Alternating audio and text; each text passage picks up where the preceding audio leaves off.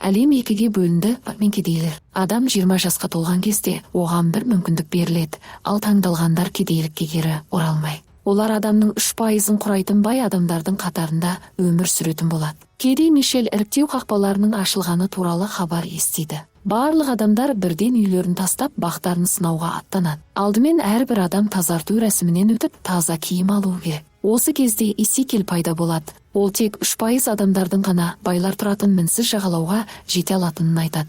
Мұнда әділетсіздік жоқ, өйткені барлығының құқықтары тең. Алине Исикелдің сөзіне қатты әсерленеді. Биыл ол іріктеуге төрелік ететін болады. Исикел бұл туралы білмеген еді. Наира бұл іріктеуді өте маңызды деп санайды. Себебі байлар жағында ойға келмейтін оқиға орын алды. Алғаш рет адам өлтірілді. Исикел жағалауға жеткендердің барлығы үшін жауапкершілікті өз мойнына алады. Наира сақ болуды сұрайды, өйткені көптеген адамдар Исикелді барлық сәтсіздіктеріне кінәлағысы келетін болады. Енді Маттеус пен оның адамдарының артықшылығы бар. Егер ол жақсы нәтиже көрсетсе, оның адамдары іріктеу процесін басқаруға мүмкіндік алады. Осы уақытта адамдармен әртүрлі сұрақтар қойылып, сұхбат жүргізілуде. Кейбіреулер қатты қобалжып, нәтижесінде бірден іріктеуден шығарылады.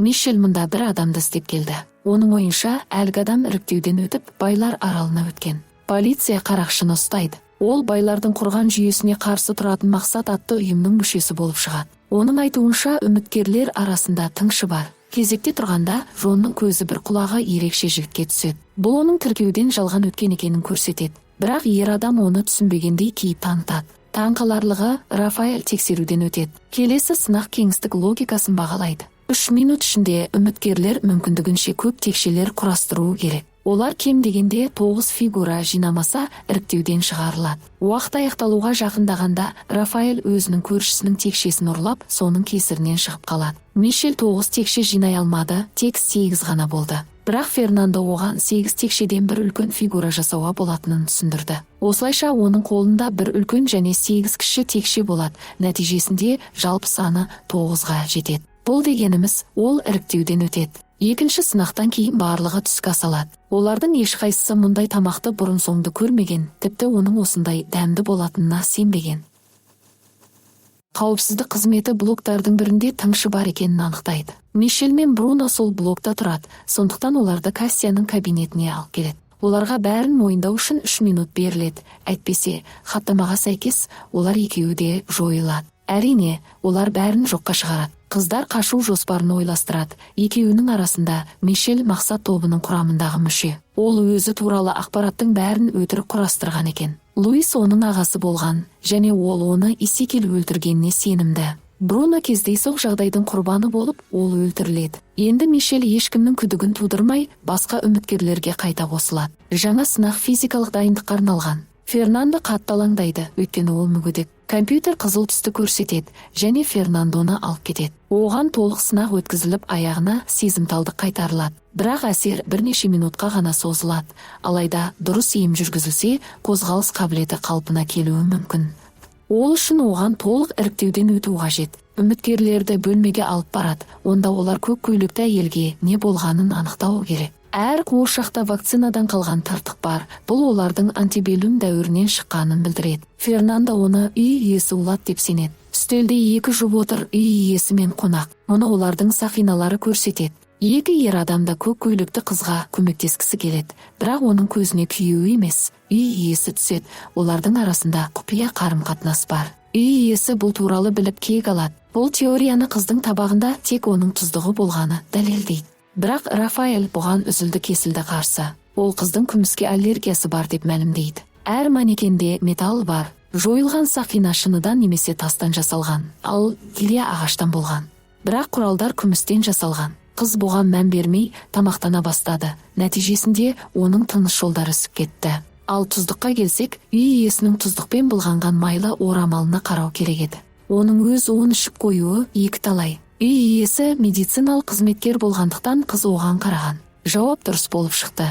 Тео жұмбақты шешуге тырыспады. Ол жай ғана басқалардың шешімін күтті, сондықтан оны шығарып жіберді. Фернандо Мишельге қайтадан жүре алуға мүмкін екенін. Мәселе оның өмір бойы өзін сол қалпында қабылдап келгенде. Осы уақытта Исекел төменгі тап тұрғынның киімін киіп, олардың қонысына барады. Сондықтан жаңа сынақ оның қатысуынсыз өтеді. Үміткерлерге 15 минут беріледі. Осы уақыт ішінде біреуді шығару керек. Рафаэль дауыс беруге қатысудан бас тартып, жетонды өзіне алып қояды. Марко оның шешіміне қарсы шығып, оның қолын қатты қысып, жетонды лақтыруын талап етеді. Дауыс берудің таза нәтижесі бойынша олар ешкімді шығара алмайды, сондықтан тең нәтижеге тоқталады. Ең қысқа матаны алған адам ойыннан шығарылады. Сол адам Иона болып шығады. Алайда олар Ионаның жетондарын шеберлікпен жасырып, ойыннан шығуға ниеттенбегенін білмеді. Исекел Алинияның қаланың барлық камераларын көре алатынын және оны көріп қоятынын ескермеді. Алиния басшылыққа барлық білгендерін хабарлады.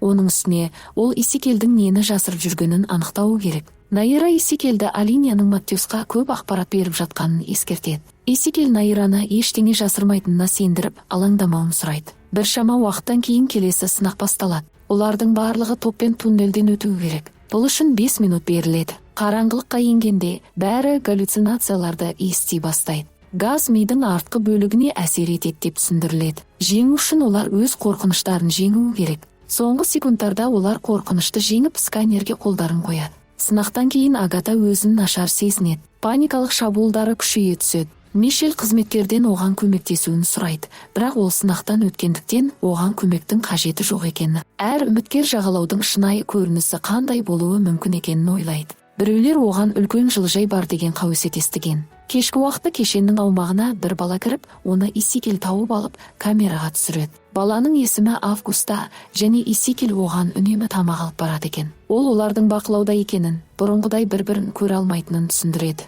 Өткенде Жоан көптеген жаман істер жасаған, тіпті біреуді өлтірген. Өз жеке басын өшіру үшін ол дәрігерге жүгініп, ол оның жеке чипін өзгерткен. Сондықтан ол Рафаэльдің де чипті өзгерткенін түсінді. Жеке сөйлесу барысында Рафаэль оның тыртығын байқап, оның да құпиялары бар екенін біледі. Алиния Исекелдің бөлмесінің есігін қағады. Ол баланы жасырып қызды кіргізеді. Алиния бірден 2 табақты байқайды. Бөлменің түкпіріне қарай асықпай жүреді. Оны тоқтату үшін Исекел қыздың не үшін келгенін білетінін мойындайды. Әңгімелескеннен кейін Алиния кетіп қалады. Кешенді 5 саусағындай білетін Исекел баланы алып шығып, мұнда қайта келмеуін сұрайды. Өйткені бұл өте қауіпті. Жаңа күн басталады. Иона бұрын мұнда болмаған есікке келеді. Барлық шығу жолдары бұғатталған, ал есікті жылжыту әрекеттері нәтиже бермеді. Тамақ та жоқ. Негізгі бөлмеде 7 тұтқа бар құрылғы тұр. Марко құрылғыларды санап шықты. Сандар барлық бөлмелердегі тұтқалар санына сәйкес келеді. 8 есте сақтаушы топ керек. Әрқайсысы өз сызығын есте сақтап, тиісті бөлмеге бару керек. Есте сақтаушылар тұтқаларды тартуы тиіс, 0 жоғары, 1 төмен. Барлығы экранда жаңа сандар пайда болғанға дейін үлгеруі керек. Бірінші әрекеттен олар азық-түлікке қол жеткізді. Дегенмен олар есіктің ашылуын күтті, алайда ол ашылмады.